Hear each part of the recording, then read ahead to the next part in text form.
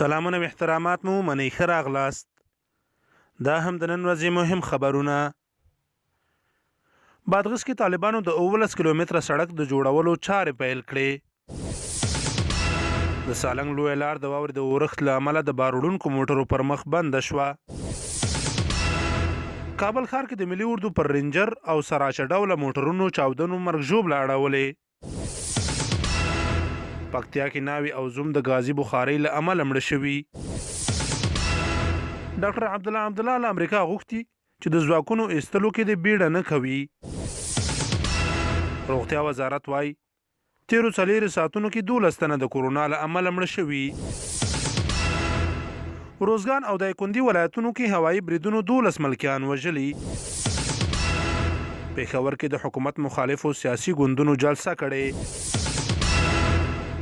د امریکا مختلفو ایالتونو کې د ډزو پر مهال 88 تنو ته مرګ ژوبله اوښتې.